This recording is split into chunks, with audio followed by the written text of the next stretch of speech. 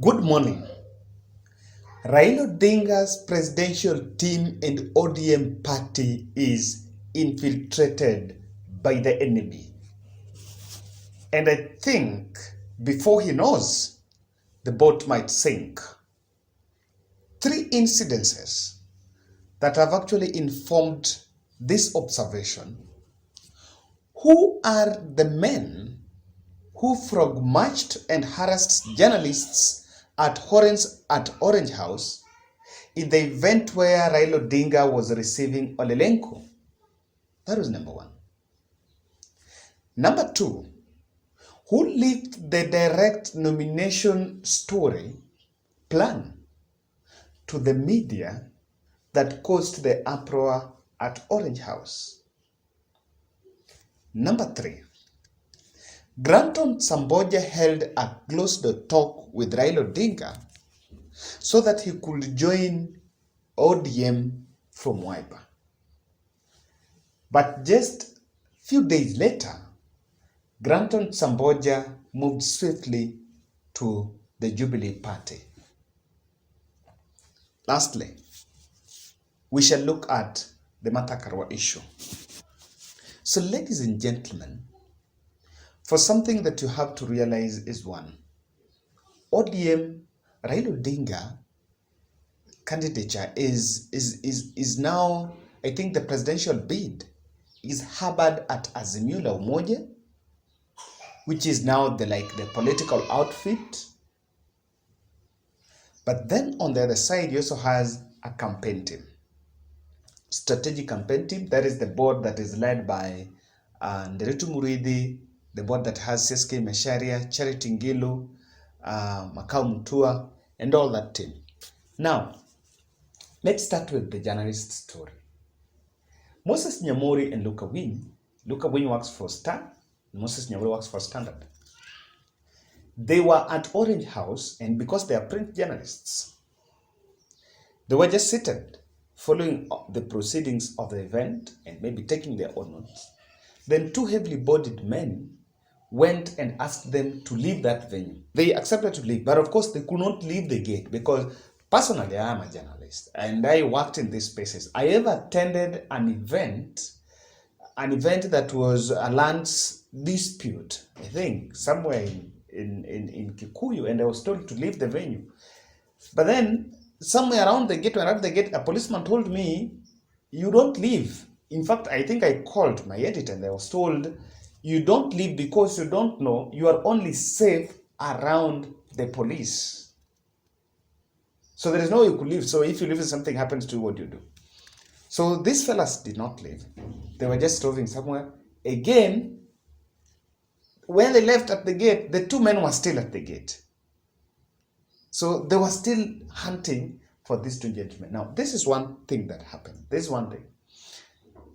It could only, according to what has been done, it is most likely that these were just bodyguards of a politician or a leader within Orange House. And then the workers within Orange House do not have security. So most probably is an elected leader, the ODM, but then they were protesting about this. The problem here is this. You saw Raila Odinga presidential team coming up to respond on this because this was carrying the narrative of violence, of ODM or Raila Odinga as a violent leader. And you saw how the other side really ran with this story. Even though I think the media covered it, but according to me, the media did not cover this story deep. Yeah, they just talked about the incident, then it ended there. But it was a bad narrative on Raila Odinga's presidential campaign. Number two is the direct nomination story. So the truth of the matter here is that ODM had this plan of doing this research and finding popular candidates. Then there are candidates that will be given direct nomination. There are candidates that maybe also do not have competitors in some areas. So by default, they will be given these nominations. But then the fact that it was leaked out maybe before is what icked this man. So who leaked it?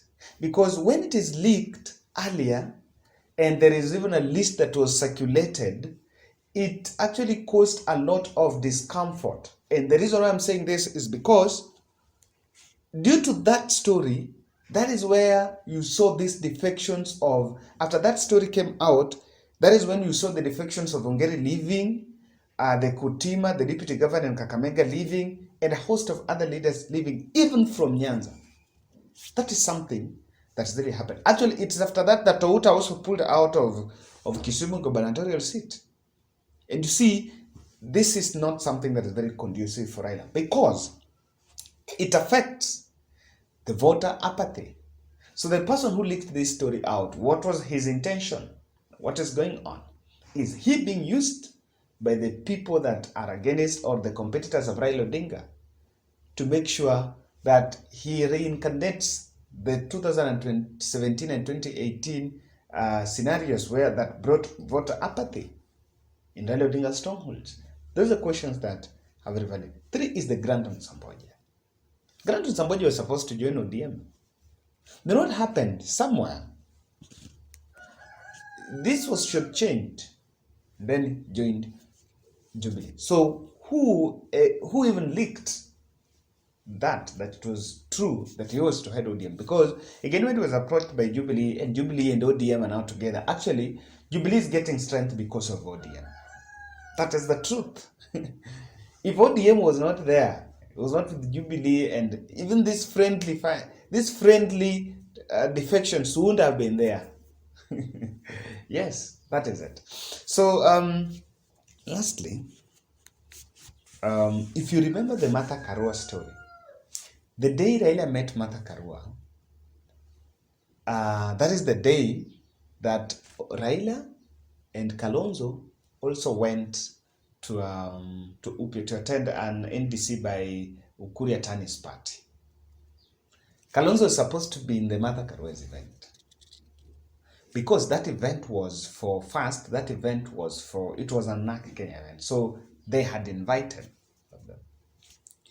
But it was leaked out that Karua was going to formally join ODM, or was going to join Azimio, or was going to support Raila Odinga. And that is why Kalonzo pulled out last minute and did not attend. He was supposed to attend that meeting. But you know, this issue, it was good for the optics, because Kalonzo, Raila, Martha Karua, if all that team would be there, the photo was needed. But Kalonzo is the kind of politicians that like dodging. And he dodged that meeting last minute.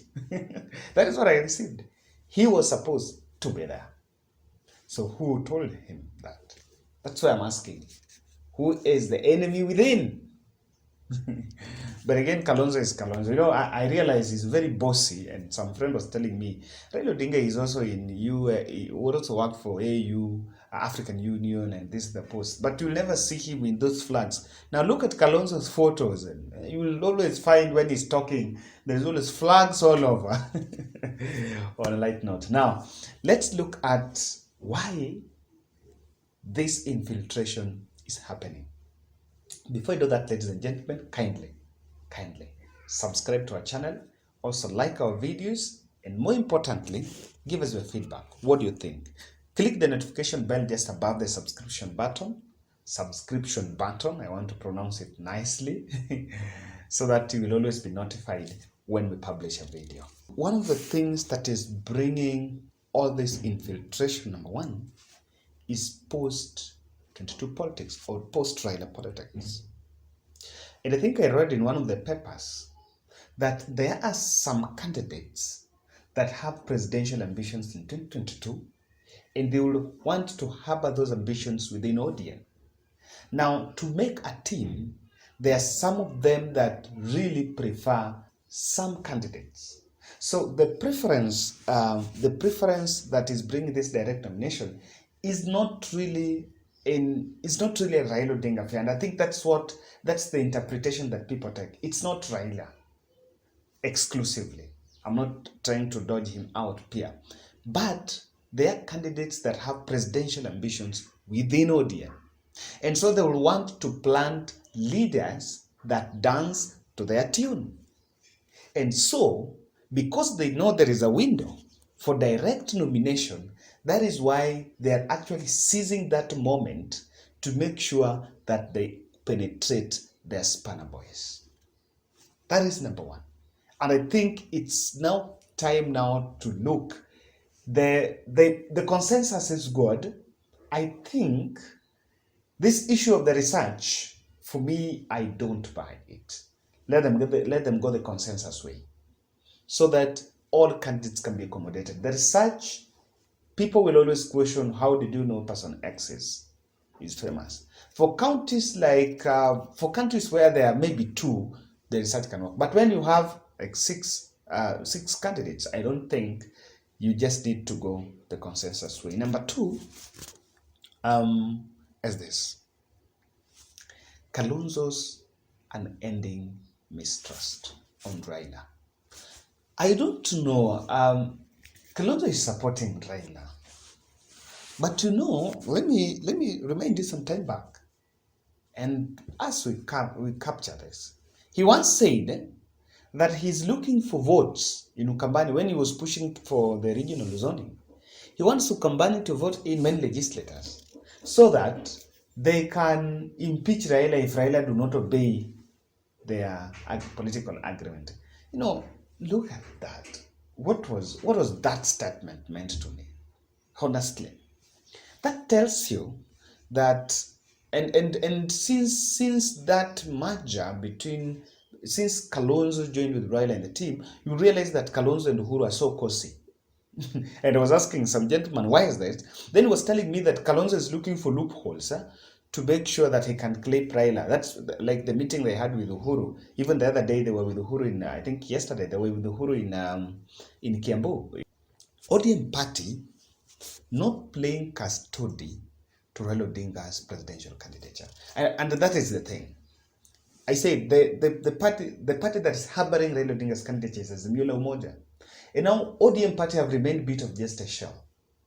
But I want to just define them a bit. I want to believe that Raila had not made up his mind to vie for presidency this year until somewhere last year, somewhere in July or August. So ODM was caught unaware.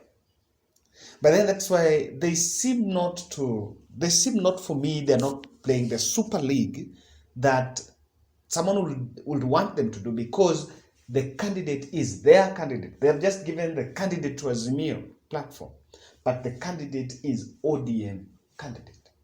So I think they've realized that they're just running their own stuff.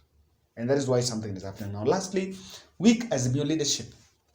Azimio la Umoja is getting, I think Raila should be given full responsibility to take charge, just the same way he was in charge of NASA.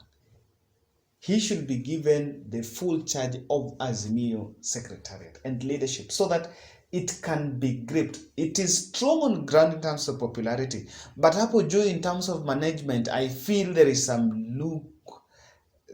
weak elements there. Because some of things that are happening, they're not looking at some of these few aspects there that is happening down here. They are going to affect, when there is voter apathy, it's going to affect the presidential ballot for Raila Odinga.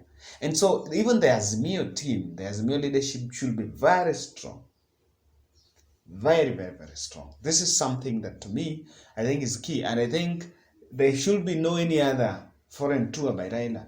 When he goes, in February, he was away for 10 days. In March, he was another away for 5 days.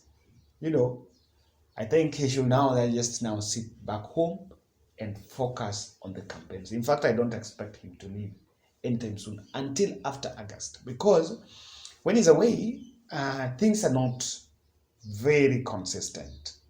Things are not very tight when he is away. Now, lastly, I want to say something.